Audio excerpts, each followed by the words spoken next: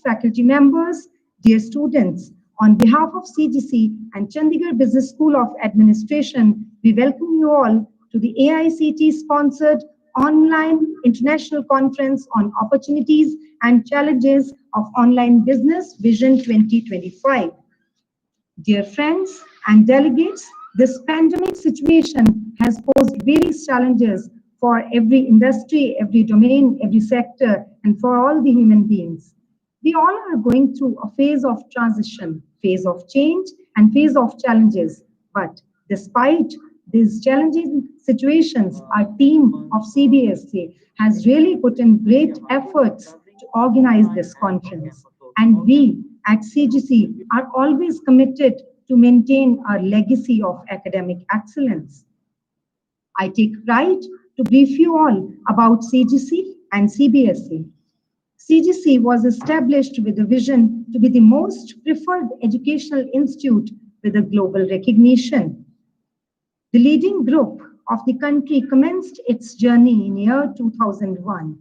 Today, CGC offers various technical programs and offer professional courses in diverse fields. Chandigarh Business School of Administration is a constant institute of CGC Landran, which is a leading B school of North India, which is approved by AICTE New Delhi. So my dear delegates and friends, that's the glory of CGC. Well, friends, we are really blessed today as all the eminent speakers from academia and industry, entrepreneur, they are connected with us online. And it's really a great experience in itself to learn a lot from their experiences, from their lives also. Once again, I extend my heartiest welcome to our eminent speakers who are connected with us virtually, online, and they are sharing this platform with us. Well, friends, it's a time for lamp lighting ceremony. Nothing can happen without getting the blessings of Goddess of Knowledge and Wisdom, Ma Saraswati. Now I would request our dignitaries to please come forward for the lamp lighting ceremony.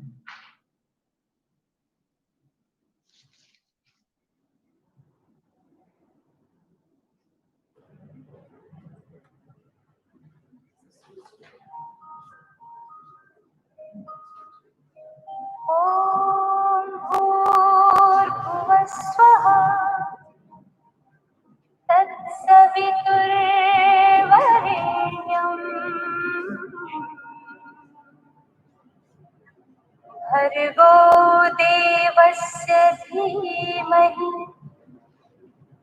धियो यो नः प्रचोदयात्। ॐ भूर्भुवस्वः तत्सवितुर्वरेण्यम्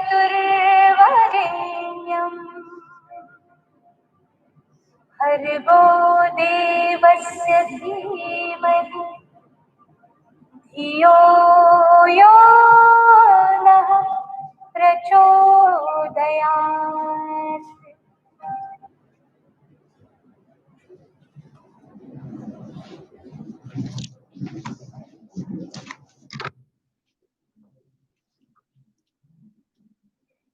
Thank you, everyone.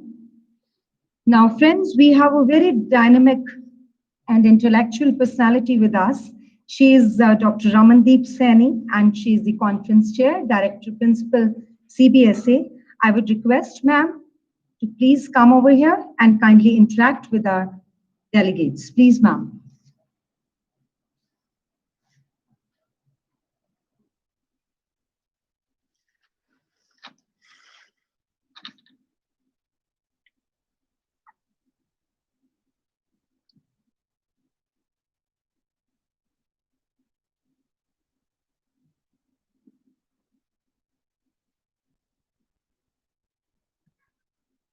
She needs to unmute. Thank you. You're on mute. Yeah. Good morning, ladies and gentlemen. Honorable Management CGC Campus Director, Dr. P.N. Rishikesha ji, keynote speaker for today's session, Mr. Samar Singla, guest of honors, Dr. Peter, Dr. Ashfaq from Germany, Dr. Peter from Australia, Dr. Ilhan from Turkey, researchers from various colleges and universities, faculty and students of Chandigarh Business School of Administration. I, Dr. Ramandeep, welcome you all once again to the inaugural session of AICTE-sponsored online international conference. Me and my team at CBSA is elated and excited to be connected with all of you today online in this session. Yes, it would have been a great joy if we would have met you physically in our campus, but looking at the situation, we are content with your online presence also. CBSA has been leader in imparting quality business management education, and we have always been motivating our students to take a lead and be in the forefront while organizing events. Conferences, guest lectures, workshops, certificate courses, etc. is a part of student life at CBSA. Continuing the legacy, we have not let this pandemic stop us from doing what we intend to do. The team at CGC has been working non-stop during the lockdown as well. My entire team of CBSA has worked hard to organize this international conference. Yes, there were challenges thrown at us, but I'm glad that we could make it. My appreciation goes to HODs of all departments at CBSA and their respective faculty for making this event happen. Friends, we have got an amazing response to the call for papers for this international conference. Out of 152 papers received from India and abroad, 119 papers have been accepted after extensive review for publication in reputed index journals. The accepted papers will be presented in the technical sessions, which are scheduled today and tomorrow. We will wind up the conference tomorrow with a valedictory ceremony at 2 p.m. And I once again invite everyone to join us in the valedictory session tomorrow. The theme of the conference, as we all know, is the opportunities and challenges of online business, Vision 2025. And this theme sounds so apt in current scenario of lockdown. As mentioned by Honorable Chairman also, that the dynamics of online business is evolving. And as for numbers, India is the second biggest online market across the globe. And at present, we have more than 560 million internet users, which is expected to increase by 600 million internet users by 2021. China, of course, is the first one. So this sounds amazing. This shows that India has potential to be the biggest e-commerce industry. In spite of our digital movement propagated by Prime Minister and availability of smartphones at cheaper prices, affordable internet packages, I think we still have a long way to go. There are so many obstacles which we need to overcome. Government of India needs to come up with some strict regulations. And as we all know, India's first national e-commerce policy is already being finalized and the draft is undergoing so many revisions. So as of now, the draft of this policy has proposed setting up of an e-commerce regulator, and they're going to bring strict checks on e-commerce giants like Amazon and Flipkart. There's strong need to protect the customer data, and we really need to bring authenticity and security into online transactions. I'm sure we'll all have a lot of inputs today from all the speakers who are with us, and we are really looking forward to listen to you all. So not taking much time, let me thank all the speakers from India and abroad, as well as the chairpersons who have spared their valuable time and they have really added value to our conference with their online presence. I wish that every one of you has a learning experience in these 2 days, and I hope to see good quality research presentation in the technical sessions. Thank you very much for listening to me. God bless you all and have a great future.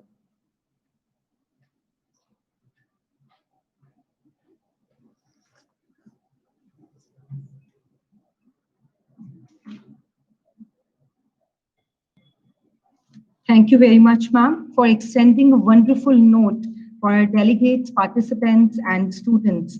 And thanks for making us aware about the challenges, threats, and possibilities for us, for every sector.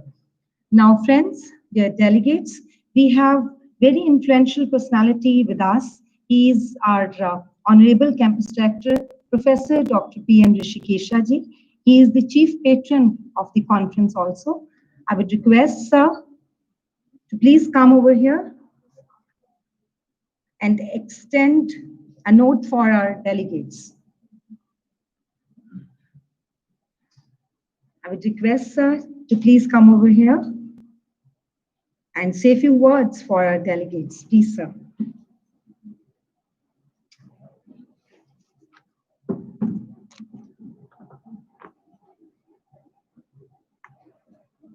Good morning, one and all. It is really a wonderful day for the CGC as well as the Chandigarh Business School for being a part of such a great event, international conference with the opportunities and challenges of online business. This is really the talk of the day, as well as this is being sponsored by AICTE. CGC is organizing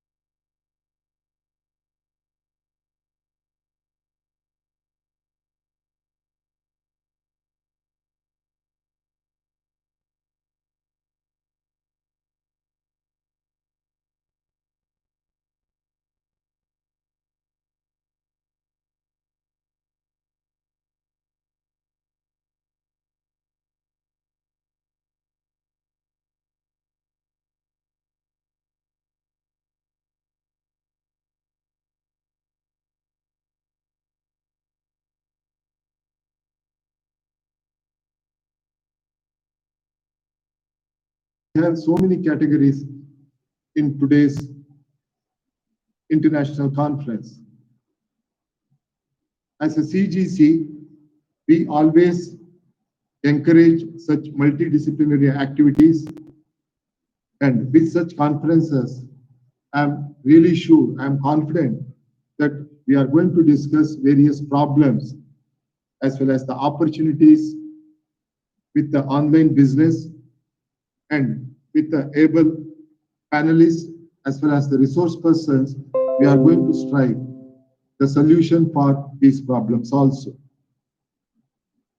We are very much thankful to our management who have a vision, and as per the vision, we are carrying out our activities so that whether it is related to faculty, whether it is related to students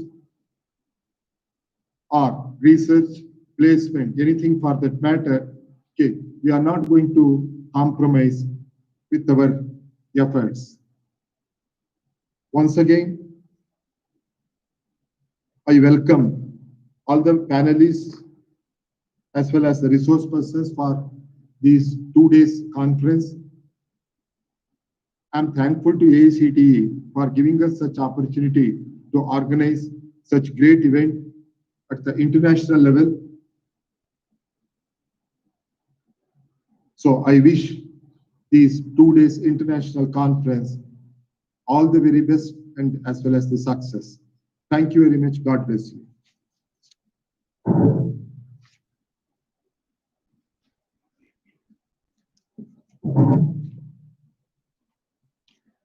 Thank you very much, sir, for extending motivational words for our delegates and for our participants. Now, dear friends and delegates, it's always a privilege to listen to the words of wisdom of our Honorable Chairman, Sir Sardar Satnam Singh Sandhuji. He is visionary, great leader and inspiration, and an epitome of success and perfection, excellence for all of us. Now, it's a time and we take the opportunity to listen to the words of our Honorable Chairman, sir.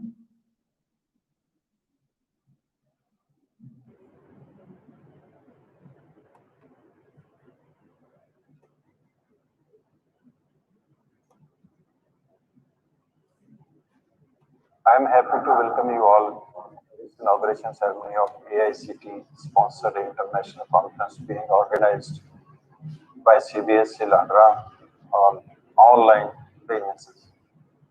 The concept of online business is not new, but still evolving, especially in this time of new normal. Online businesses have got a new dimension and importance. I'm sure the technical sessions will have good deliberations and offer great learnings to our students. I wish you all the very best and hope you have a successful conference.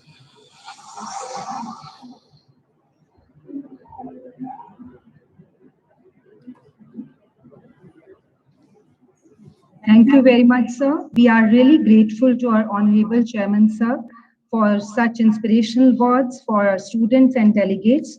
These words always illuminate our path. Thank you very much, sir. Now, dear participants, we have very energetic and versatile personality who is connected with us. He is our chief guest and keynote speaker for the day, a person who sets his own journey, sets benchmarks, and sets his own records, and really put his own records in his life. He is none other than Mr. Samar Singla. He is founder, CEO, Click Labs, Jugnu, and Jungle Works. It's indeed an honor to introduce Mr. Samar Singla. Mr. Samar Singla is the founder, CEO, Click Labs, Jugnu, and Jungle Works. He is among the leading entrepreneurs in the country, and his expertise in data and analytics has spearheaded the growth of several major companies. He is an avid traveler and an amateur photographer who likes to document the mundane and everyday world. He has worked for University of Maryland, CERN, and IBM, dealing with large amount of data and analytics. Sir has also received Young Entrepreneur Awards at an annual event conceptualized by BW Business World. Sir was also recognized as one of India's hottest young entrepreneurs in year 2017, whose startups really transformed the Indian ecosystem. We welcome you, sir, and I would request sir to kindly interact with our participants. Over to you, sir. Hello, everyone, and thanks a lot for those kind words. I think there is certainly a little bit of exaggeration there, but thanks for inviting me. And I'm really happy to be talking to students, and it's a great platform because these days it's to be honest, any human interaction, be it virtual or real, is just welcome. So I thought when they told me that theme of the conference, so I thought it's actually a pretty, must be very scary time for all the students, right, who are all graduating, when like it's obvious that a lot of businesses are going through a lot of trouble. And should they really be thinking about opportunities? Because most of the time, people, kids especially, when they're graduating, the most important piece is like, what kind of jobs will they get? And so I thought I'll talk a little bit about like action items that students can think about. And first, I would like to give you a clarification. And see, guys, I graduated in 2009. So that was also just after the financial crisis. So there were, jobs were not like easy to come by. Even, going outside was tough because like as jobs reduce, more better students apply to foreign university. So pretty much everything becomes tougher, right? So in that sense, it was also a very pessimistic time for us to graduate. But I can tell you that, that was 1 year which started this entrepreneurial journey kind of, so me, we started Click Labs and then Jugnu, and then Zomato came out like a few years earlier. Flipkart was all from our hostel, the initial Flipkart team. And a big reason for that was that, that time period, there was so much uncertainty that all the risk takers kind of thought, okay, nobody has a choice, let's just start it. So no, saying that, what I would like to say to you is that 10 years down the line, you'll probably look back at this period, and rather than thinking about the fact that, you graduated and there were not many jobs, but you'll probably think that, you graduated and you guys built your own opportunities. And it's also an opportunity to really be in that space that, you can actually do a lot of things in India today, right? So let me talk a little about the opportunities today first, right? And another clarification I would like to mention here is, I see a lot of people I speak with, they think that, this pandemic, will change the way things work, right? Yes, of course, there will be some long-term impact. There will be some, some ways that we change doing things, you know. But at the end of the day, this is more like a catalyst, right?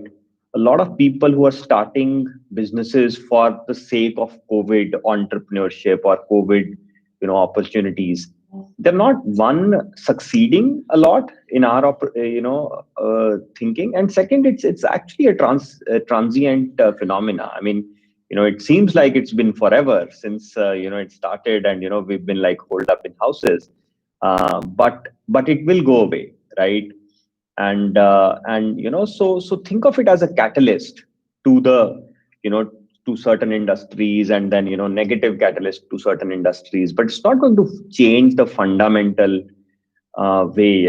People are going to travel again, people are still going to enjoy again, and we are all going to meet friends again. So on that note, I'll just say that it has really catalyzed the fact which has already been happening, right? I mean, so all the points I'm going to mention, none of these are a new thing, right? I mean, it has been happening slowly over the last few years.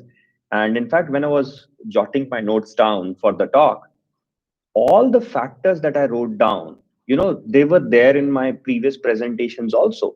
It was just slower, right? It just became faster. So to jump right in, the opportunities that you should look at is, so one is that everything has become global. I mean, a lot of stuff had become completely global. For example, when I started my company 10 years ago, I thought of a place not where talent is good, not where any opportunities there, but wherever there was fast internet near my hometown, which is like in Punjab, Sangrur.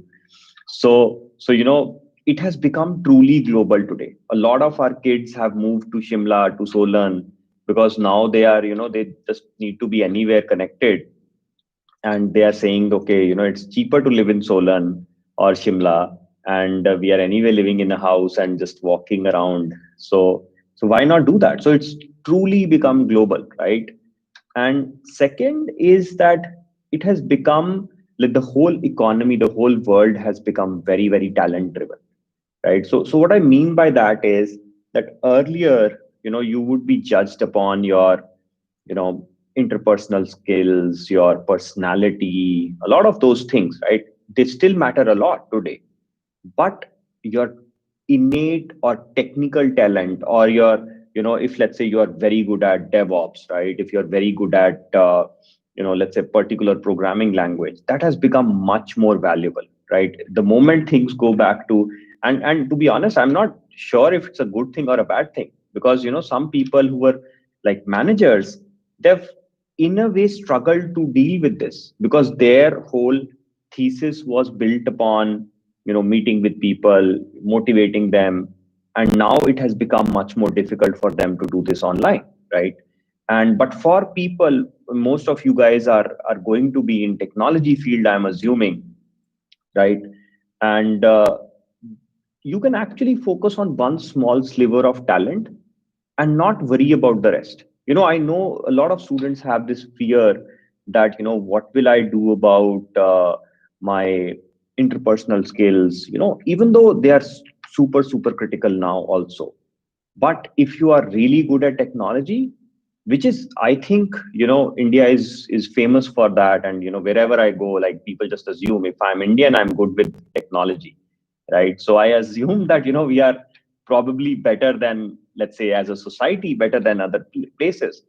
So, talent has become the real differentiator today, right? And finally, I mean, if you look at the global winds, right? I mean, if you look at the whole global scenario today, India has a huge advantage, like the amount of trust people have in India, you know, and without going into any like political controversy, hopefully, I would like to say, see, people all across the world value democracies, right? India is the largest democracy in the world, right? It's very difficult to trust a society which is a little unpredictable, right? I mean, so in that sense, India is a place which is very approachable. So a lot of people, a lot of customers across the world. In fact, I was speaking to somebody from Netherlands yesterday who had a team in Netherlands. Now they want to set up a team in India, not replacing that team but augmenting that team, right? So I just curiously asked her, like, why India? Why is she choosing India? And she said, I just trust Indian people more. I mean, that to me is so different. Like earlier people would say, okay, India is cheapest, right? Or China is cheapest, Vietnam is cheapest. But the fact that the first time I heard that, I just trust Indian people more, this is an advantage. You guys should take it up, right? Which brings me to challenges, really, right? And they're actually connected to all these 3 points, right, which I just mentioned. That, if, let's say, if the whole world is becoming talent driven, then yes, talent quality is also an issue, right? I mean, I constantly meet people who will tell me that, Indian folks are very hardworking, very good, but they don't want to learn new things, right? They are really good at what they do, but if you say, okay, just take a little bit of a detour and kind of learn it, so they sometimes become very averse to that, right? And I've seen that in my own experience, that there is a slight generalization that as a society we are taught to not question much, not experiment much, but be more like hardworking. Like hardworking kids are the ones who top. People who don't ask many questions are the ones who are teachers' favorites and all that stuff. So that is basically all changing, right? So we have to really understand that we are competing globally now, and then we are also going to be pitted against the best talent in the world, right? And secondly, I think the another mismatch or a challenge I find in our circumstances is a little bit of a skill set mismatch, right? I mean, I think there, my request to your people is that, you guys should, like, and Indian government has taken a very good step with the new education policy. As it comes out and as it gets more logical, I think the overall theme is very positive. In fact, it's just unexpected, and it's amazing to a degree that, I'm so happy for my daughter who's like 6 years, and she'll be studying under this flexible system, right, where she does not have to choose whether she wants to be a doctor or an engineer 2 years before even she has studied biology or maths, right? So these are the great things. But again, if universities can make, and we hire a lot of people from CGC, great talent, right? But at the same time, if students can match, like universities, industry can collaborate more and really match the skill sets, so that when people get out and get in the industry, we can just get the talent right away, right? And kids also don't waste time. They start being productive right away. I think there a lot of things are happening. It's getting better and better. Internships are getting better. Our interaction with universities is getting deeper. But I still feel that there can be done. There can be more stuff done. I mean, the kind of entrepreneurial systems, like I remember I was in University of Maryland for an internship. We made these small pins, and they were like some non-magnetic pins, and we needed them in a lab. And we said, okay, uh, some other people also need it, right? So my prof told me, my guide told me that, why don't we just start selling it? I mean, we had made like a few thousand, we only needed a few hundred. And so it's like, you just make a lot of them, right, in one go. So we started selling that, and the university got all the proceeds. And I mean, the thing was so seamless, right? There was like, if we were building something on university property and we were selling something, and giving the profits to university, they would encourage it. These kind of things, if we can actually start doing more of this, right? I mean, universities should think of themselves as like businesses, as incubators, and play for equity. Like Stanford has so much equity in all these companies, and they've made a fortune with that, right? I mean, if those things start happening, I think, this would be a different entrepreneurial system altogether. And finally, I would say that infrastructure is a little bit of a mismatch. I mean, in India, that's a little bit of a challenge for us, right? Because even today, even though our government is working a lot on the networks on, and Geo has really like changed the game, right? Our mobile operators in general have really improved the 4G penetration. So things have changed a lot for the positive, right? But still, I think, if we compare ourselves to the global scene and we want to be a hub for innovation, we have to really match, South Korea, Germany, and these places, and if not match in the whole of country, I mean, at least have hubs which have the same level of competence in terms of infrastructure. And my opinion is that when you go to like tier 1 cities of India, actually infrastructure is poorer than tier 2 because of the size and lack of planning and all that stuff, and traffic and all those things. So I think these are some of the things that are not so rosy. But so let's say finally, I'll just take a few more minutes, and if I'm over my time, just let me know. So uh, finally, what are the action items for students, right? And like, I just want to end everything with a very clear, crisp, like, what do you get out of this? There is no need for, I just keep giving you all the profound knowledge without you getting anything out of it, right? So there's no point of that. So the first thing is start taking initiatives, right? As college kids, right? If you guys start taking a lot of initiative, right? And that does not mean that, I mean, as an example, I when I was in college, I wanted to build a small robot called a micro mouse, right? There was this university in Birmingham, UK, which had this competition. I went to my HOD in physics department, and he sponsored the robot. And I wrote to the Birmingham University, they sponsored the tickets. So I was actually able to, like, without any background, like, my HOD asked me, like, do you know how to build it? I said, not really, but I'm trying, you know. And just because I like put together a small slide deck, I sent it to like a few people.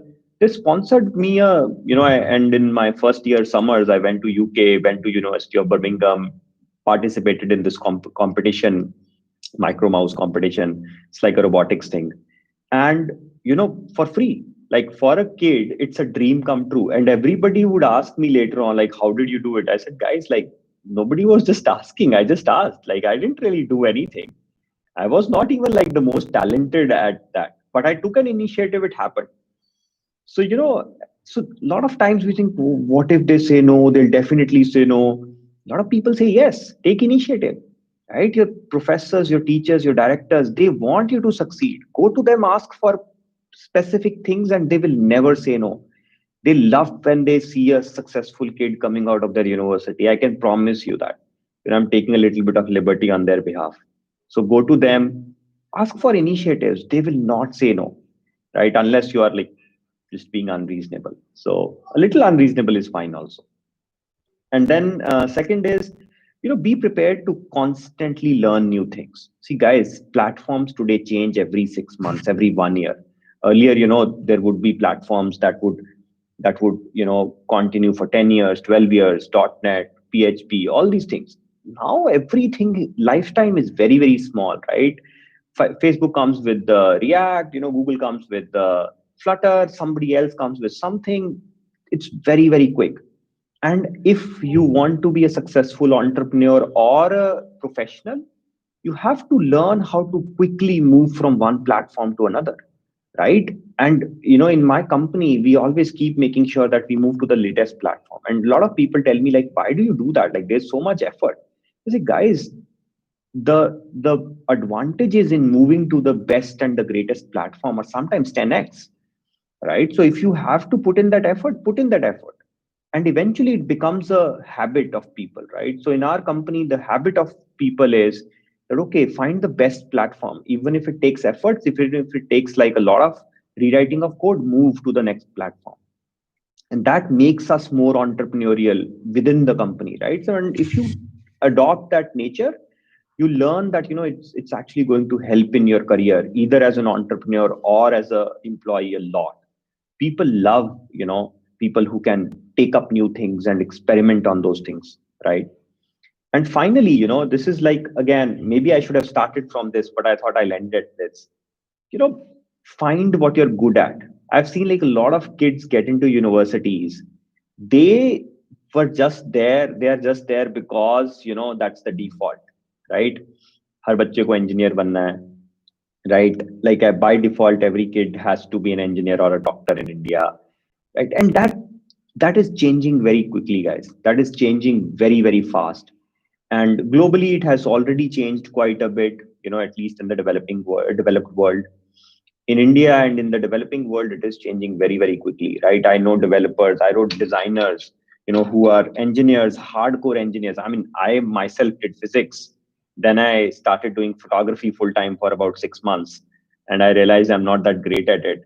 And then I started doing, entrepreneurship. Like, and in that also, I went into poultry first. So like I spent my time understanding what I'm good at, experimenting, failing, right? And don't worry if you've become an engineer. This is going to help you. This knowledge is going to help you, but don't let it stop you from exploring what you're good at, right? I have friends who are, engineers now, senior CTO kind of people, started painting at 30 years of age and are doing really well at that, right? And I don't know if they'll become professionals, but what I'm saying is, for you, this is the perfect time to explore things, right? You don't have a lot of pressure from your parents now, right?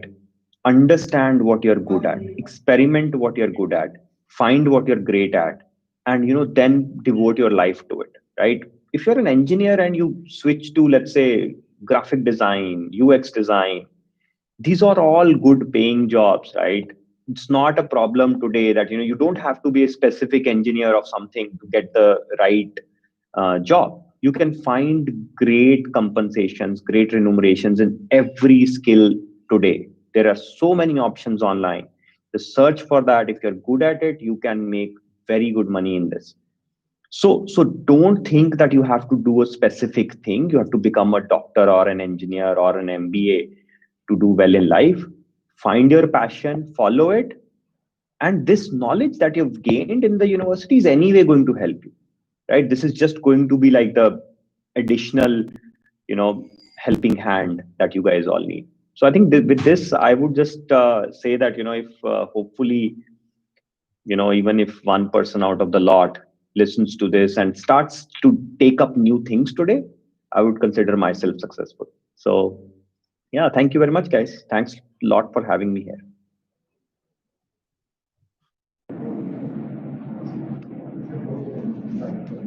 Thank you very much, sir, for sharing your valuable life experiences with us, with our delegates. Being an entrepreneur, Mr. Summer has altogether different perspective for life, like going beyond the boundaries, beyond the set patterns, as well as, becoming more different, still natural, identifying your own potential and getting a competitive edge in this phase of transition. Thank you so much, Mr. Samar Singla, for sharing the insights with our delegates. Now I seek Mr. Samar Singla's permission to release our book of proceedings online. Please, sir. Please go ahead. Thank you very much. Thank you very much, sir. Now, friends, I am going to share our book of proceedings with you all.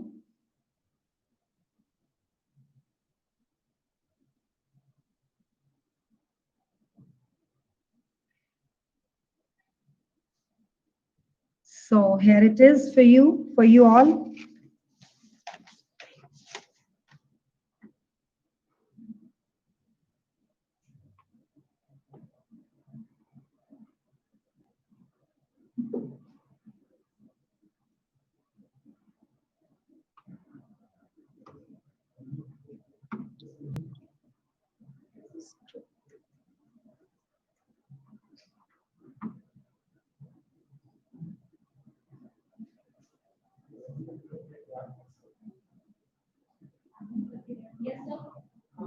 के clap तो करो ना आप भी करो madam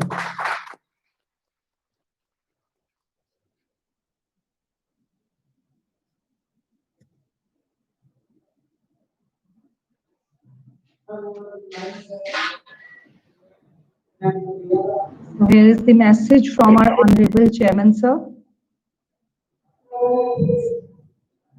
which is written by, there's the message from Taliwal, sir, our campus director, sir. So here we have insights from our keynote speaker and our guest of honor.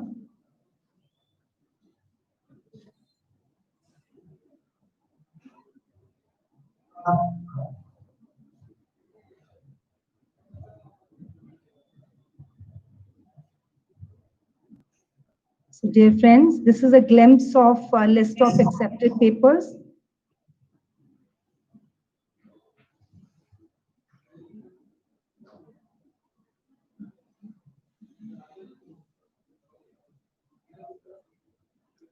And I am happy to share with you all that these all are the papers, these are the abstracts, 119 abstracts of various papers which have been accepted for the publication. So that was, we can see this was a tremendous positive response which we have received from our delegates, and this is their love and support, and only from their love and support we are able to organize such a big conference. Thank you so much, everyone. Once again, I would like to thank Mr. Samar Singla for the valuable insights. Now, friends, dear delegates, we have very eminent speaker and personality with us online with this platform. He is a veteran speaker. I take pride to introduce Professor Peter O'Connor. Dr. Peter O'Connor is a professor of strategic management at the University of South Australia Business School. His primary research, teachings, and consulting interests focus on the use of technology in online retailing and marketing. In addition to authoring Sir's two leading textbooks, Sir has also published research-based articles in leading academic journals, including the Journal of Marketing, Harvard Business Review, Journal of Retailing and Consumer Services, Tourism Management, the Cornell Quarterly, and the International Journal of Hospitality Management, amongst others. Prior to joining University of South Australia, Peter founded Chair in Digital Disruption, sponsored by BNP Paribas at AICTE Business School in Paris, France. Sir has also been to a number of senior administrative positions at AICTE over 25 years, serving as both Director of MBA Program and Dean of Academic Program at various stages. In addition, Sir has also regularly taught executive education seminar at London Business School. In the year 2015, Sir launched AICTE's first MOOC on hotel distribution with Coursera, which currently has over 15,000 active learners. We welcome you, sir. It's indeed an honor for us to have you here on this platform. Now, I would request Sir to please deliver his address and interact with our participants. Over to Professor Connor. Great, thank you very much, and good morning, everybody. It gives me great pleasure to be here with you today and to address you at the beginning of this very exciting conference on online business. I'm just going to share my screen here now.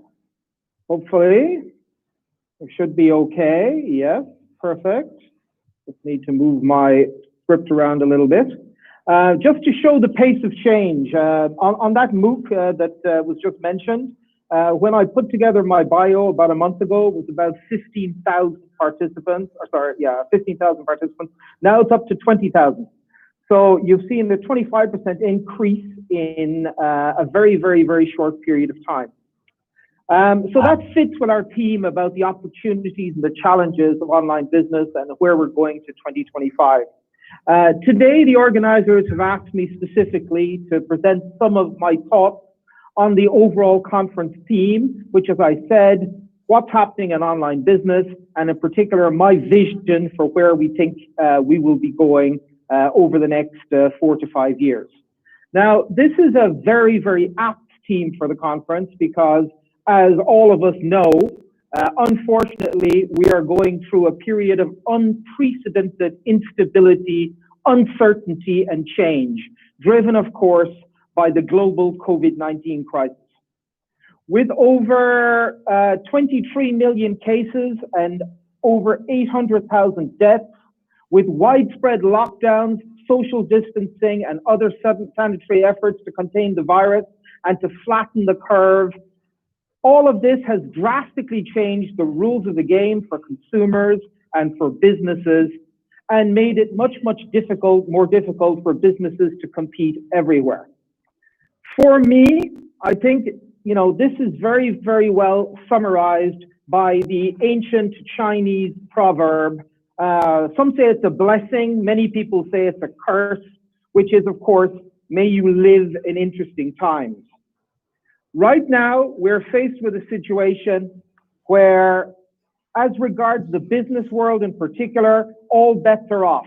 And it's very, very clear that what made companies successful in the past, whether it be in the online or in the offline world, it will no longer guarantee even survival in the future. Those of you who are familiar, I'm an Irishman with a name like O'Connor, you have to be an Irishman. Those of you who are familiar with your Irish literature will, of course, immediately think of the words, the immortal words of W.B. Yeats, all changed utterly, a terrible beauty is born. Because, you know what, despite some optimism on the point of view from some commentators, recovery is definitely forecast to be slow, with some sectors not to return to anything that might even be called close to normality before 2023. And some others, for example, ones that I'm particularly interested in, which are things like arts and entertainment, travel and accommodation, are expected to take even longer. And facing into what some people are calling a second wave, particularly in Europe at the moment, or maybe it's a continuation of the first wave, the outlook at this stage definitely does not look very positive. However, you know what? I'm a glasses half full type person. And for those of us who are interested in online business, perhaps there is some solace to be gained from another Chinese proverb. Now, with apologies to anybody there who might be listening who can actually speak Cantonese, I'm going to try and pronounce this. This is Wei Qi. Wei Qi is the combination of two Chinese characters.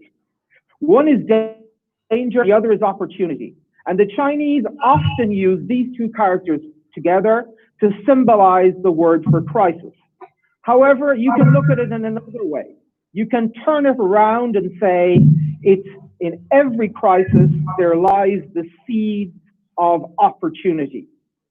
And seeing as right now we are facing the mother of all crises, hopefully within all this destruction of value and despair, there lies some interesting opportunities for us. One of the effects of efforts to contain the coronavirus infections that we've seen throughout the world has been a substantial change in how people are spending their time.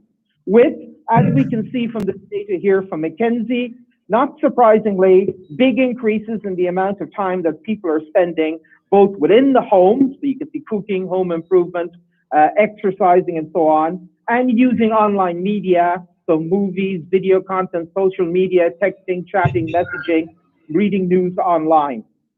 In particular, across all markets globally, we're seeing big upticks in the amount of time consumers are spending on 3 different activities: gaming, online shopping, and streaming.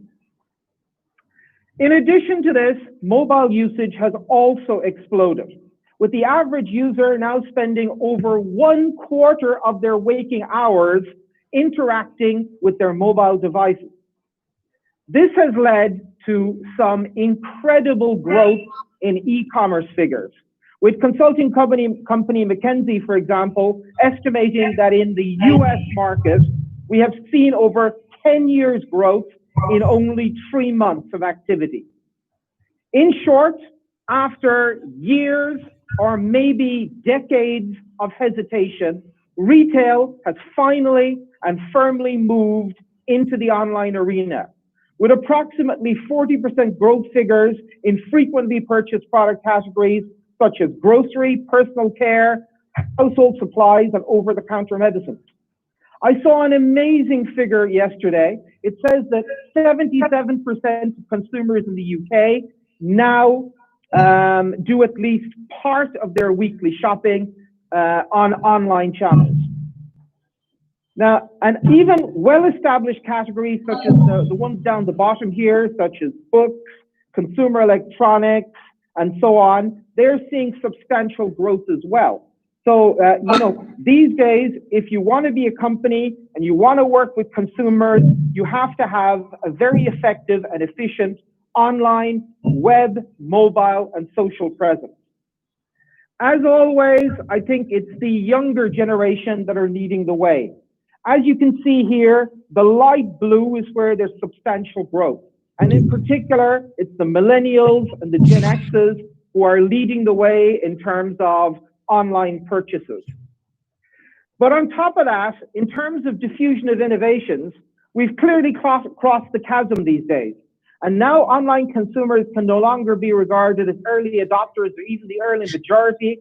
Clearly, we're dealing with late majority and even laggards. Online business has become the new normal.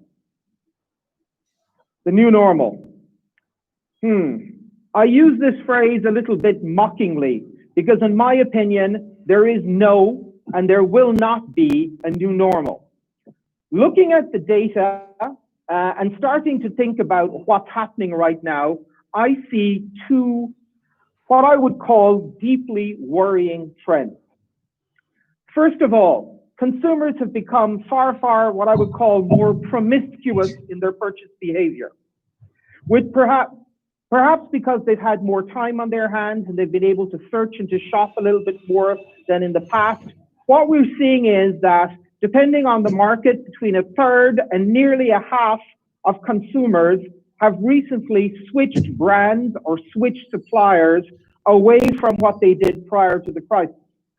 Now, this on its own would not be too worrying, as of course it would present opportunities for new players or developing players to enter the market or to gain market share.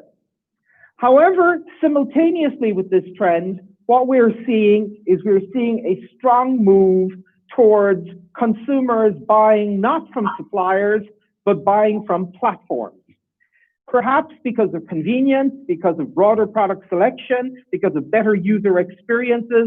I don't know the reason behind this, but we're seeing more people buying from the large players than we are seeing buying from individual suppliers, which of course has got big implications in terms of business models and in terms of competition.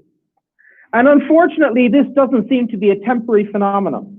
Research has shown that the majority of consumers expect their newfound behavior to continue after the end of the crisis, with the result that the big, who are already big, are expected to get bigger and making it more and more difficult for new entrants and smaller players alike to compete in a platform-dominated marketplace. In short, the COVID crisis has reimagined retail, permanently growing the size of the pie and leaving fewer opportunities for all but the strongest players.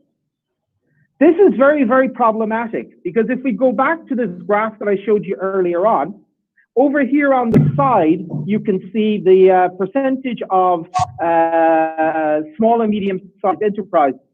And in most, the ones that are growing most rapidly It's SMEs that need to come into the online arena, and we need to figure out how to help our colleagues compete against these very, very, very strong platforms. So briefly, in terms of research priorities, I think we as academia, we need to help our colleagues in business better compete in a revolutionized, more digital world. I think we need to help them deepen their understanding of how to move businesses, and in particular SMEs, more rapidly into the online arena. I think we need to help them understand the new digital consumer, the ones that have been forced into buying in the digital arena, how to understand their priorities, needs, and wants.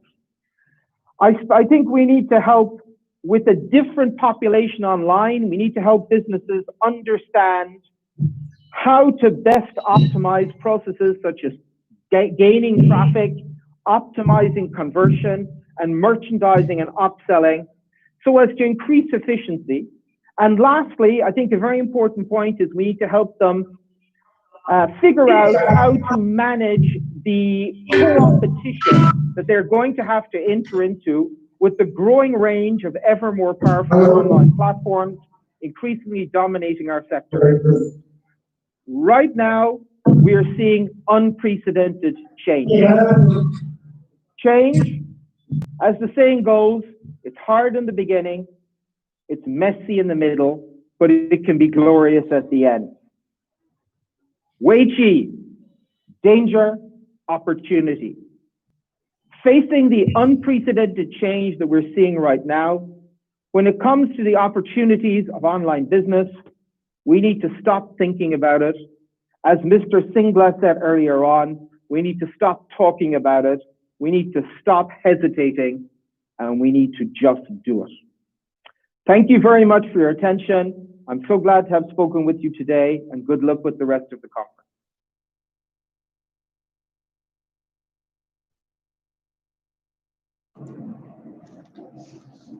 Thank you very much, sir, for your valuable insights for the participants and delegates.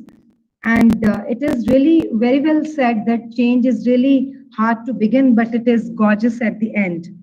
And this was really much relevant ideology which has been shared by Professor O'Connor, and which is relevant in today's situation to make our students aware, like what are the changing aspirations of baby boomers, millennials, Gen X, and Gen Y and Gen Z consumers.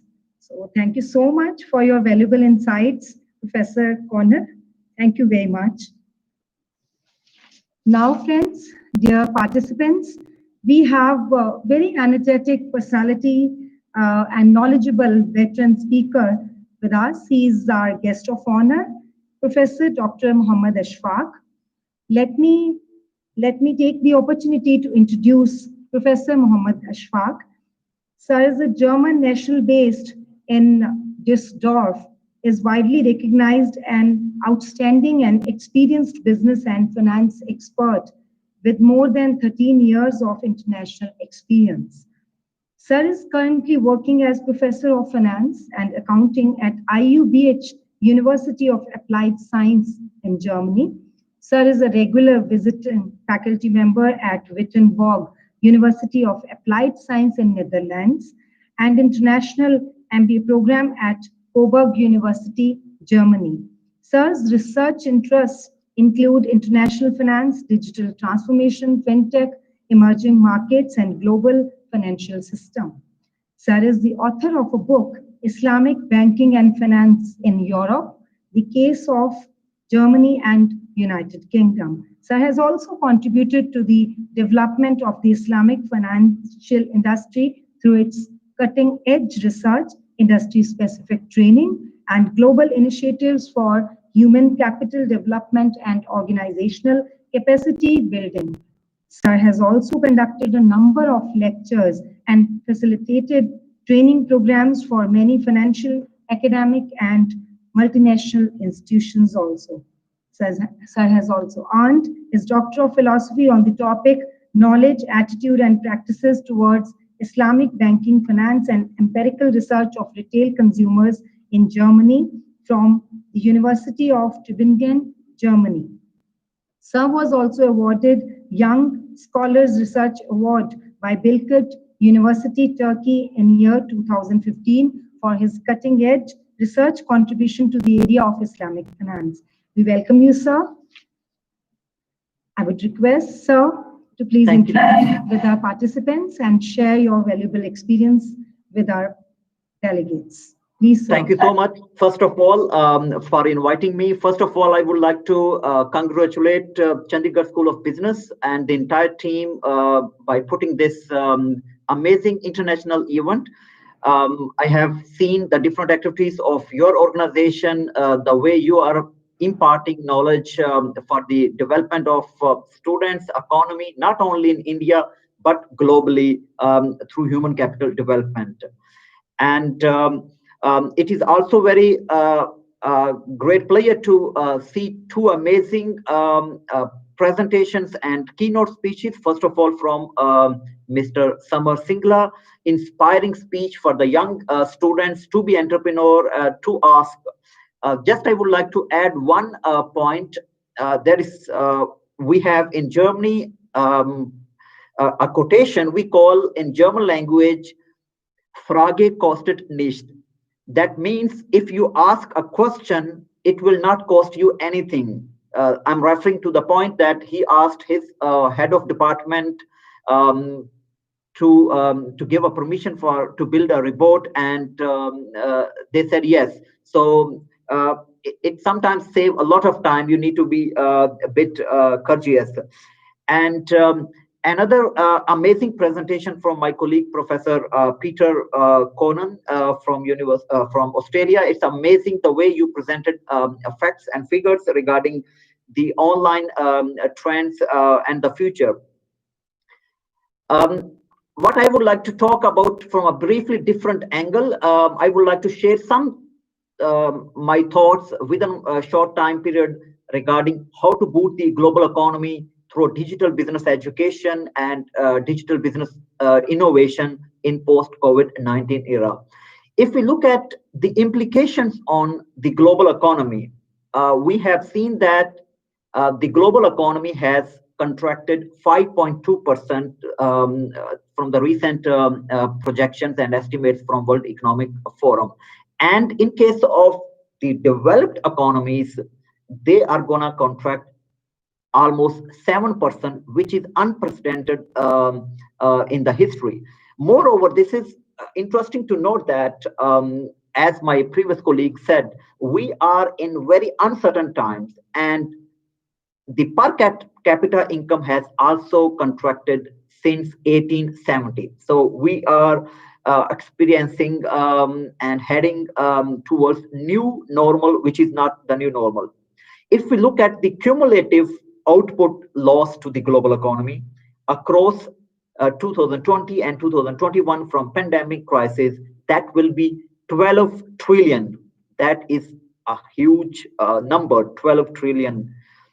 And if we look at the forecast for different economies post COVID-19, Indian economy is projected to show minus 4.5% growth in 2020, US minus 8%, China dropped from 6 to 1% just, and the Eurozone, where I'm at the moment, that is minus 10%.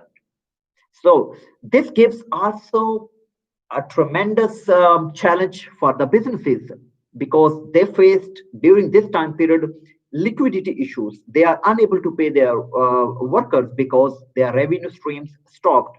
Several governments, just to mention one, the UK government introduced 330 billion loan facility, which is equivalent to 15% of the GDP. That is a huge number to support their economies.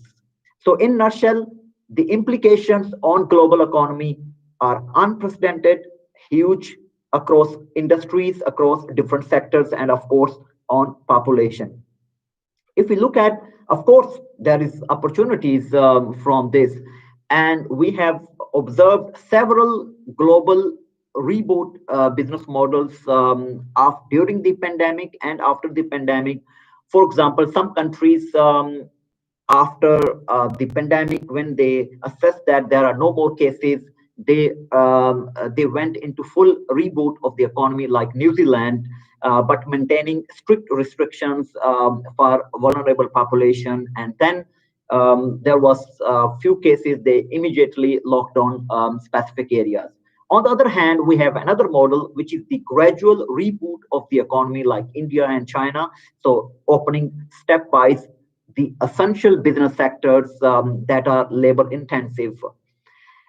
Another thing to move forward is also the matter of insolvency. We have seen that across the globe, from large to small industries, small business enterprises, they are facing a huge problem of insolvency because they are unable to meet their obligations.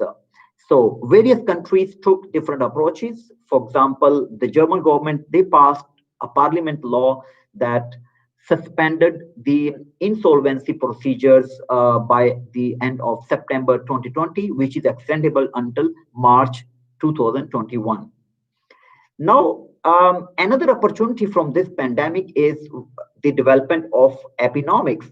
That means an integrated approach of analysis of health outcomes, economic, societal cost on real time, and developing global learning system to share best practices among different countries in terms of health, in terms of businesses, in terms of stress management at work level. And it also gives countries opportunities who are dependent on specific natural resource. For example, oil producing countries can diversify their economy, and we need the effective stimulus measures for health industry to be proactive in order to meet the challenges which we are facing.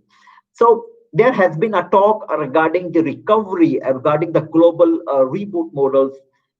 Some analysts talked, first of all, it was a V shape, and then it was a U shape recovery of the economy. And some pessimists said that there is a possibility of L shape and W. So there are the different scenarios which are ongoing at the moment. Now, I would like to slightly touch, because we are talking about online business, and one of the era which we are at the moment is the education. So I would like to touch about the disruption in education. For example, giving the case of European experience might be interesting for the participants, that the higher education institutions were completely unaware of what is coming. When this COVID-19 started in December 2019, to be honest, I was not very much concerned about it. I said, okay, it is in China, and I'm in Germany. I'm working in Germany and Netherlands, so I will have no impact on it. But suddenly, within a short time period, we were completely locked down. So, and especially for private education institutions, it shows the fragile business models, and there was unpreparedness. What is the best delivery method to teach the students in terms of assessment, communication, stress management for the colleagues who are working, trying different models, and also the international students being affected by this crisis, because the international education is one of the largest businesses. Now, why digital business education? My colleague, Professor Peter, already mentioned about the reimagination of the retail businesses and development of new business models. So I would like to talk about why digital business education. There has been a paradigm shift in business models from the Internet of Commerce, Amazon, like Alibaba, eBay, to Internet of People.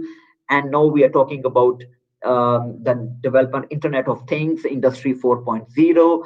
And so that means we are moving. And even though I believe in 2015, 16, we were talking about Industry 4.0, but now due to pandemic, there has been the change very rapidly, and from traditional business to virtual business. Look at service industry. I used to travel a lot for conferences, for consulting projects, for flying 2 days, and now I can sit at my workplace, be comfortable, um, and do the same somehow similar business. So that means the disruption in digital era has also brought many opportunities as well. So why we need to have digital business education as one of the components to reboot our economy? I would like to share some statistics here. By the end of 2022, 59% entrepreneurs surveyed by the World Economic Forum stated that their business operations, productions, supply chains, value chains will be significantly modified. And by the end of 2030, 50% companies said that the automation would reduce some of their full-time workforce, and 90% jobs will require new digital skills, which was earlier mentioned by Mr. Samar Singla. By 2025, there will be 1.67 million unfulfilled jobs regarding information technology and digital business in Europe. And we expect that 85% of executives stated that they are likely or very likely to have expanded their adoption of user and entity big data analytics, Internet of Things, app and web enabled markets, cloud computing, machine learning, and augmented reality. And here I would like to share some statistics regarding reskilling and upskilling of workforce as a way to reboot our economy. As you can see, there has been, especially in the developed world, which they are already at a saturation point, like North America and some countries in Southern Europe and Northern Europe. There has been a trend in case of transportation, in case of technology, media, telecommunication, and financial services, where the workforce needs to be reskilled so that they can adapt to the new normal situation. And here, if you look at what are the most important areas where the reskilling is needed, that includes data and analytics. So bring people are becoming more in this area, and those people where they are doing routine work and now their roles are being shifted. So giving them new knowledge, the expertise matching what the employer is demanding, so that they can contribute effectively in the economy. And here, the job landscape in 2022, it is expected that the 133 million emerging roles will be appearing by the end of 2022. And here, as you can see on the screen, there are the top 10 trends, starting from data analytics to scientists, machine learning, problem solving, and new technology, new business model experts. And below, you can see that it is expected that 75 million jobs will be declining, and those are the skill sets that will be declining. If you look at those declining skill sets, does not mean that they are simply disappearing. What I mean is we need to include different components. Let me give you an example of finance or accounting or business administration. Now, in simple business administration, like 20 years ago, the technology component was very less. Now we have some technology courses like ERP systems and so on. But now we need to further enhance how people can do the business administration by working. If there is a new situation like pandemic, they can be able to communicate and they can be able to access to their clients and contribute. So in that, we need to implement, we need to enhance their skills so that they can also cope the situation. The digital disruption, at least 40% of all businesses will die in the next 10 years. As Mr. Samar Singla said earlier, that now we are living in such a, you can say, unprecedented world. The business models are changing rapidly, even within a year. So if they don't figure out how to change their entire company to accommodate new technologies, that will be a very challenging. The global spending on digital transformation and innovative technologies will reach 2 trillion by end of 2022, twice compared to 2016. And um, from IBM Global Business Services, they believe that we have moved from digital products and infrastructure to digital distribution and web strategy to now into more holistic transformation that clearly are based on mobile, social media, digitization, and the power of analytics. And we think it's really a new era requiring new strategies. Here I have, in terms of how the education can play a role in the rebooting the economy, and what are the skill sets that are really needed. I have highlighted or brainstormed some things which I believe that these are the important areas. For example, design thinking and innovation, bringing problem solving expertise, developing new digital business models to offer products and services, in information and communication technology, content development, digital marketing, healthcare. And of course, we need to also learn and survive in COVID-19 era. So that means organizations, businesses, individuals learning to develop new avenues of business so that they can have access to the revenue at least. And of course, for individuals, it is important to use the free time to enhance their technical tool box to leverage and of course plan for the future. And here at the end, I would like to say that we can, the organizations, the countries can prioritize different sectors for rebooting the economy. Of course, we are unable to close down the industries, countries for an extended time period. So due to several reasons, we have population we need to feed, they need to have jobs, and so there is a need to strictly enforce protocols, make them aware what we are facing, and because there are some people who believe that the COVID-19 is just a myth and nothing else, and there are many conspiracy theories. Then we need to also start and initiate a staged workforce return and protect at risk individuals, engage openly and develop trust with the population. So we need to communicate them. Okay, this is essential because some people are also scared to back on their workplace.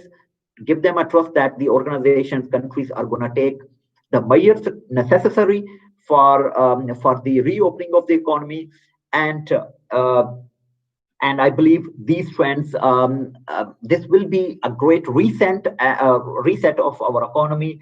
And with some of these points, we will be able to overcome this challenge.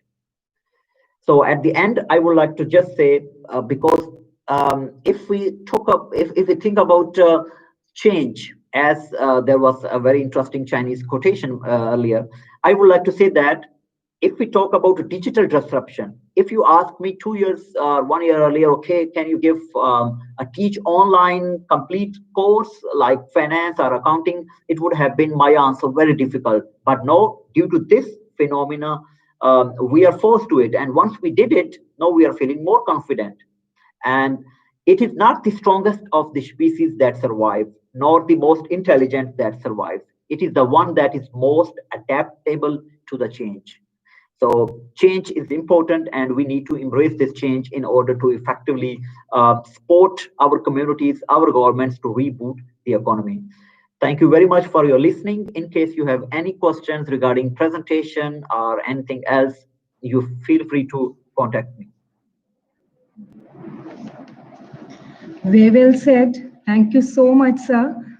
Very well said that it is the adaptive who survive in the changing era, not the mightiest, but only the people who are more flexible in their approach. They are going to survive in the phase of transition. And sir has really touched upon the emerging, really very, very emerging issues and challenging issues for the business scenario, for the workforce, as well as for the digital business education also, as 90% of jobs will require digital skills, and there won't be need for the permanent workforce by 2030 and 2022. So sir has really touched upon the burning issues nowadays, which is the requirement. Thank you so much, sir, for your valuable insights. Thank you, sir. Now, friends, we have another veteran speaker and energetic personality with us. He is Professor Dr. Ilhan Ozturk. I would take opportunity to introduce Sir. Sir has done Bachelor of Business Administration from Eastern Mediterranean University, North Cyprus, and Sir has done Master of Science in Economics, Eastern Mediterranean University, North Cyprus, and has done Doctor of Philosophy in Economics from Ukurova University, Adana, Turkey. Sir has been to various prestigious positions since starting from year 1995 to 1997. Sir was the teaching assistant in economics department in Eastern Mediterranean University, then vice chairman, as well as a lecturer and Bologna coordination committee member in year 2008. Sir has also been to some administrative positions also in Erasmus, ECTS Institutional Coordinator, CAG University, Mersin, Turkey, since year 2013, and has also been on the prestigious positions like Director, Vocational School of Higher Education, CAG University, Mersin. Sir has also been a visiting teaching staff and University College of International and Public Relations, Prague, visiting teaching staff, Lycée Ozine Toulouse in the year 2012, as well as visiting professor in the College of Economics and Political Science, Sultan Qaboos University, Oman. And Sir has also various international refereed publications like SSCI, SCI, Scopus papers to his credit. And Sir's interest areas are in energy economics, environmental economics, foreign trade, FDI, and economic growth. So Sir is the editor-in-chief in International Journal of Economics and Financial Issues, CAG University. And I'm very happy to share that many of our accepted papers would be published in the same journal, where Sir is working right now as an editor-in-chief. We welcome you, sir. Now I would request, sir, to kindly share your valuable experience with our participants and our delegates. Over to you, sir. Okay. Good morning to everyone from Turkey. First of all, I would like to thank the organizer for giving me this opportunity to share with you my knowledge and experience. It's a great honor and pleasure for me to join this international conference on online business. Also, I would like to thank all speakers for their informative and valuable presentation.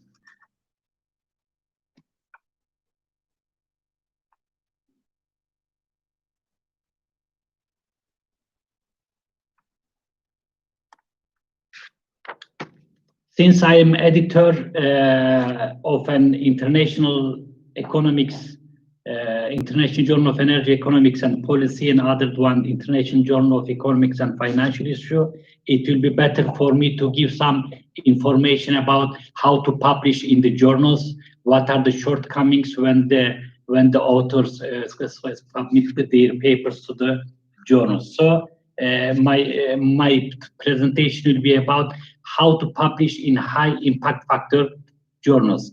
So in my 20 years of research as an author, editor, and reviewer in many international journals, I learned how a paper can be published or how it can be rejected, and what are the important criteria before submission a paper to any journal. And you know, in order to be recognized in a global world, you just you must have a paper in impact factor journals, and also you must have a good number of the citations. So in our world, the most important criteria is the quality of the journal and your paper that you publish. It is not the quantity of paper you publish.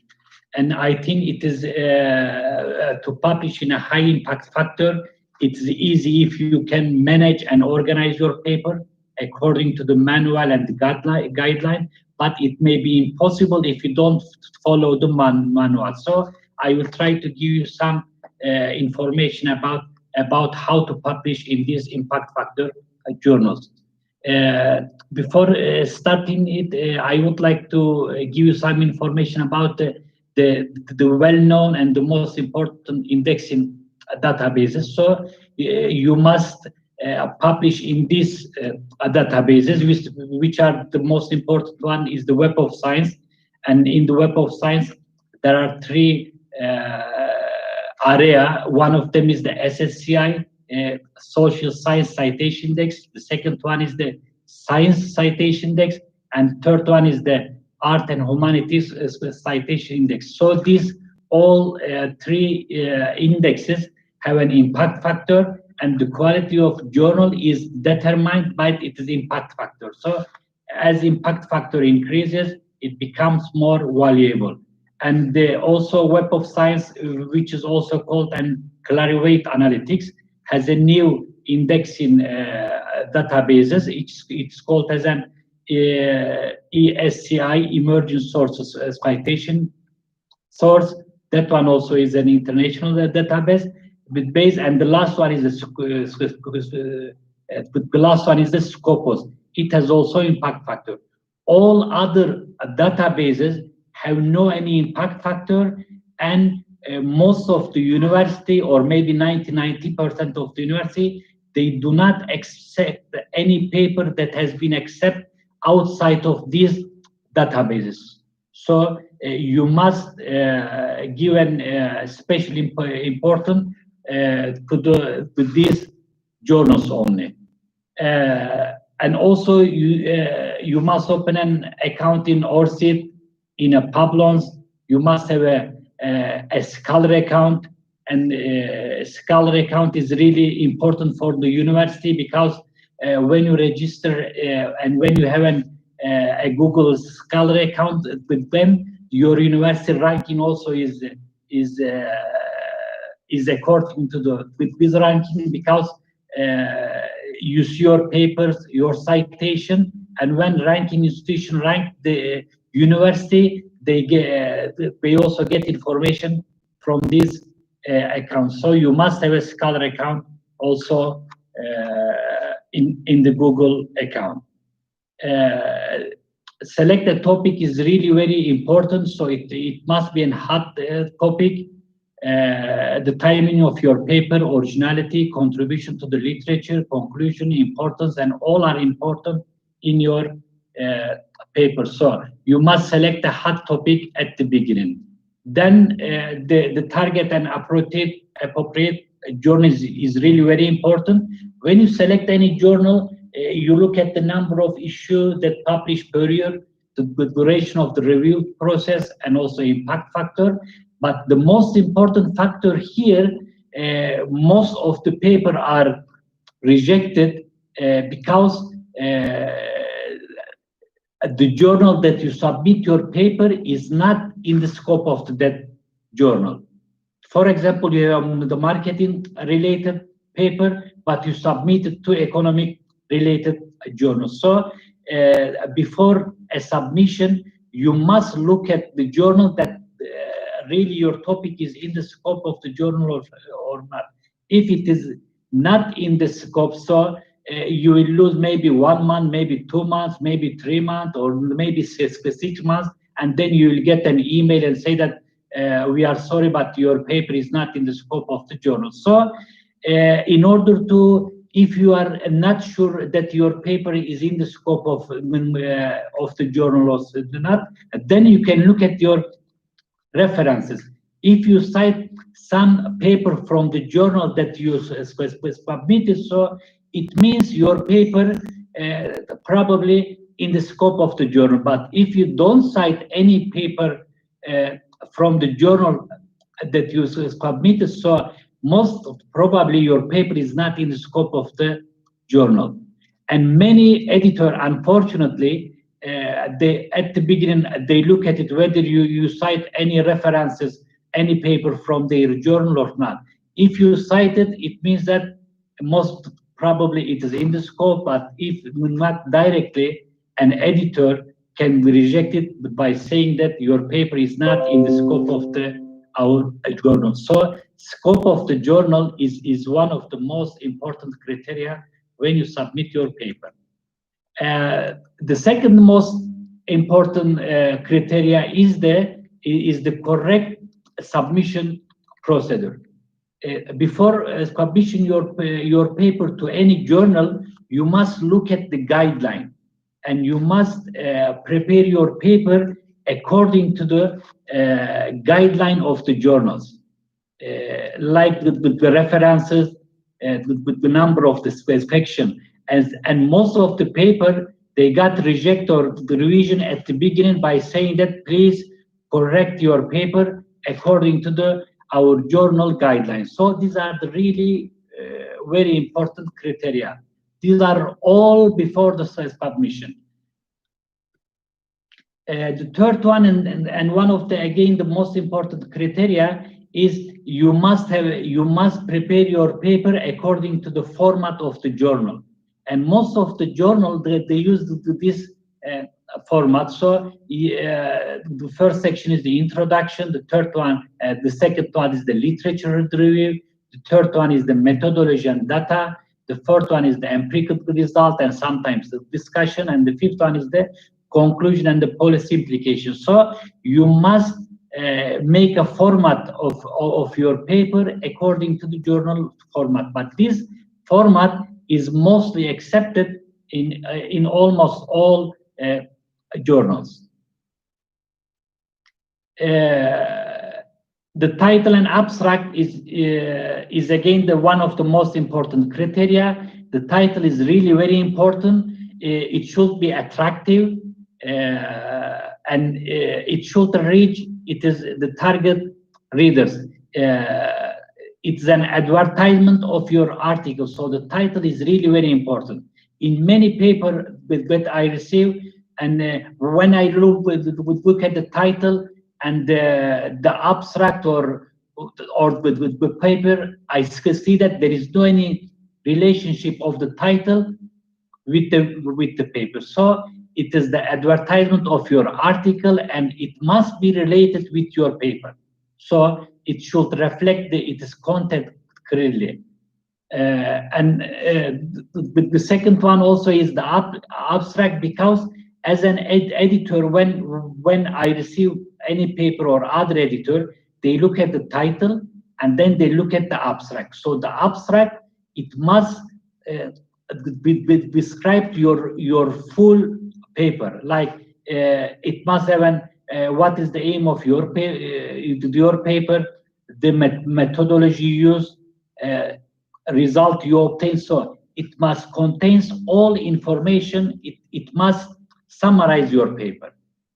And mostly in many journals, it say that it must be between 100 and 200 words. So in many journals, it say that it must be less than 150. The others say that 100, but 100 and 200, it is an acceptable word numbers for almost all journals. So the title and abstract is really very important. In the introduction section is again one of the most important section. In this section, you must show the contribution of your paper to the literature, why you are writing this paper, and what do you expect, what is your contribution to the literature. So the most important criteria we look at here, you must give an information about your contribution to the literature, how your paper is different from the current literature or from the current paper. So introduction section is very important. The second one is the literature review. It must be up to date. It must be related from your paper that you are writing, and also you should cite some article from the journals that you are going to submit it. If you are going to submit your paper to the energy policy journals, then you must cite some paper from energy policy also. It is important because when the editor accepts your paper for the review, he or she is going to spend it to a reviewer, and the reviewer, they want to see their paper, but you cite the paper in the paper. So literature review is really very, very important, and it must be up to date. And at the end of this inspection, you must summarize the result derived from the literature at the end of this inspection. It is not acceptable just you say that this author find this, the other one find this, and so at the end you must summarize the literature review, what the other are saying and what you are going to say. It is very important also. Methodology and data also is important. You must use the latest methodology, and your data must be new, and you shouldn't you must follow the new methodology and use the up-to-date data. It's really very important. In the empirical science, I think I have only a few minutes, or may I go like that?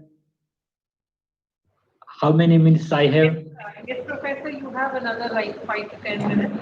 Okay. In fact, it is about 2 hours like a workshop, but I try to minimize it. The empirical results inspection is also an important part.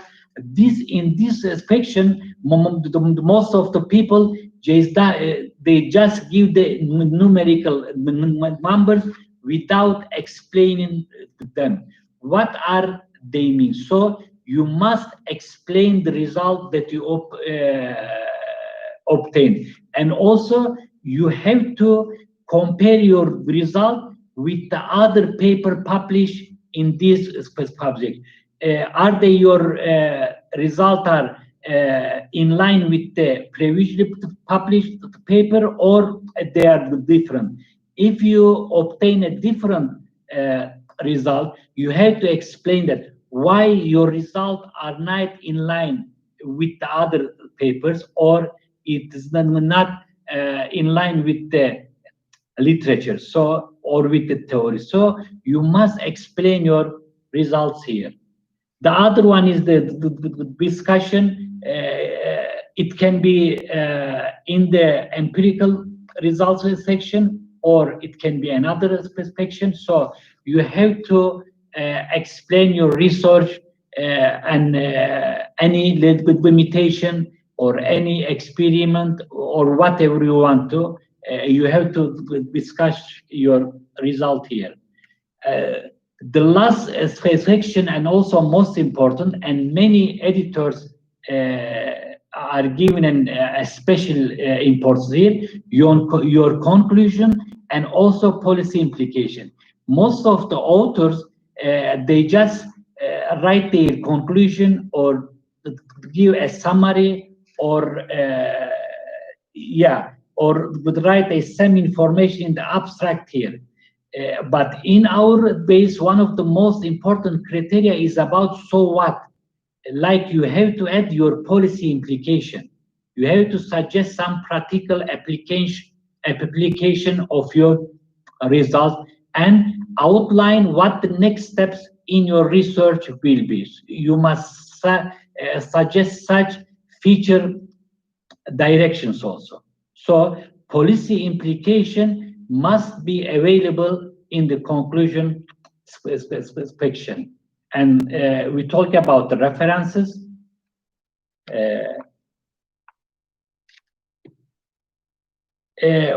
Again, one of the most criteria is the language quality. Most of the paper they receive at desk reject by the editor without sending your paper to reviewers. Why? Because of the poor language quality. So you must check your paper or edit with a professional editing company. And another one, which is really unethical behavior also, which has become very common in our academic world, is the plagiarism. Before submitting your paper to any journals, you must check your paper for plagiarism with the e-technicate or other. And most of the journal they check it, and it must be less than 20%.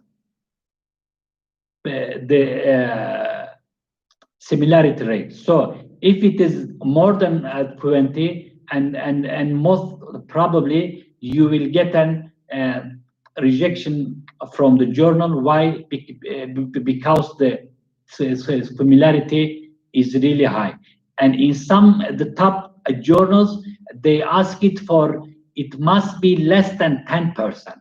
So it must be an original. And thanks for the listening. I hope it was informative and valuable. Thank you. Thank you very much, sir. It was really, really valuable and informative session. And sir has really shared the essential information and vital information for all the participants and all the research scholars, like how to go for choosing the topic, right topic, whether it's a format of the paper or content, as well as finally how to get it published in the quality journal and the journal of international repute. Sir, it was really vital information you have shared with our delegates and participants. Thank you so much, sir. Thank you. Now, thank you, sir. Thank you very much, sir. Now, I would request. Professor Inan, sorry to interrupt. Can I request you to stop sharing your screen?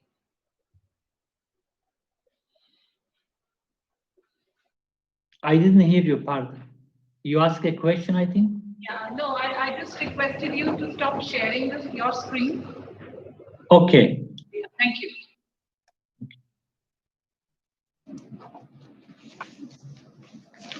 Thank you, sir. Is it okay now, I think?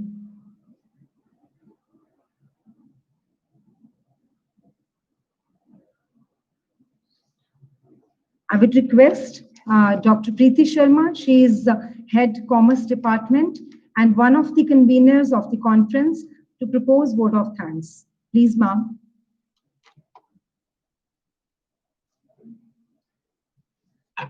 Thank you, ma'am. Thanks for calling me. A very good afternoon, one and all present. It's my privilege to propose vote of thanks on this occasion.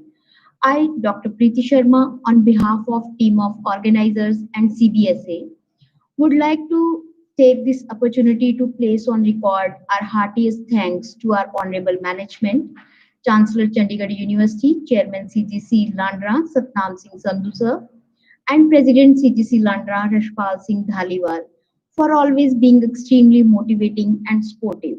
I would also like to thank our Honorable Campus Director, Dr. P.N. Rishikesha, for his guidance and support. Further, I would like to extend very hearty vote of thanks to all national and international speakers for gracing the occasion. We all are grateful to all the guests for sparing their valuable time and joining with us in virtual conference, in spite of difference in timings. I also extend my thanks to our Director Principal, Dr. Ramandeep Saini, and Dean Research, Dr. Ruchi Singla, for their cooperation and guidance in organization of this event. So our sincere gratitude goes to all worthy colleagues, faculty, technical people, those who have worked very hard to make this program successful. Thank you. Thanks to all.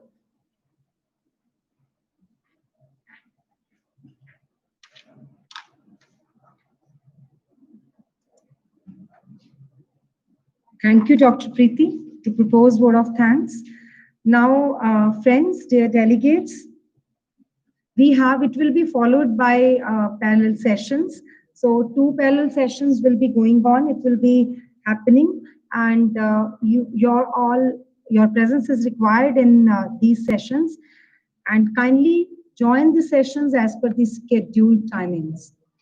So I would request all the dignitaries and delegates and participants to please join the sessions as per the scheduled timings, and like links have already been shared with you all, and we request you to join at any time. Thank you so much. Have a nice day for your valuable presence in these sessions. Thank you so much.